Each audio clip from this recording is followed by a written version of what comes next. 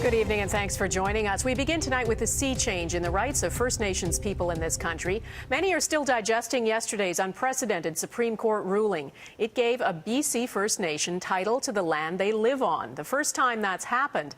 And as Vashi Kapelos reports, others are already planning to stake their own title claims, which is certain to impact resource development.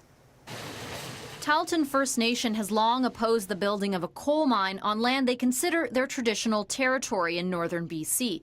So to say Council President Anita McPhee was excited when she heard the Supreme Court's Aboriginal title ruling would be an understatement.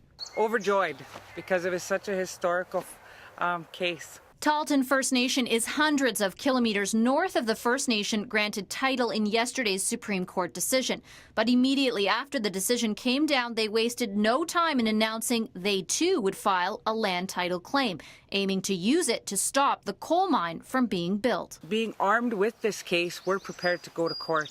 This land title claim could be the first of many after the Supreme Court's decision. It gives Aboriginal groups greater control over traditional non-treaty land and requires anyone who wants to use that land to first get consent.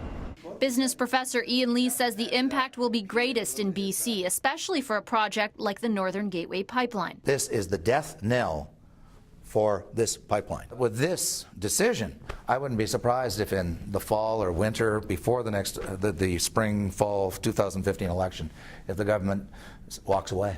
Lee says resource development in BC will slow down significantly because of the ruling, and the way big capital projects like pipelines are negotiated will change. It's inevitable that Aboriginals are going to get equity ownership. The old days of, you give them a check, like a lease payment, I think are going. Although the decision applies to non-treaty land and most of that is in BC, in other parts of the country, like Ontario, there are older, controversial treaties covering land with major resource development. Could this ruling stop development on that land? Aboriginal law expert Larry Chartrand says likely not. Only in a very indirect way if there was a finding that these old treaties that can be back to the 17 or 1800s didn't actually result in an agreement. Still, Chartrand and Anita McPhee say the Supreme Court's decision has sent a strong message. The province and Canada just cannot come in and unilaterally make decisions in our land. Those days are gone. Vashi Kapelos, Global News, Ottawa.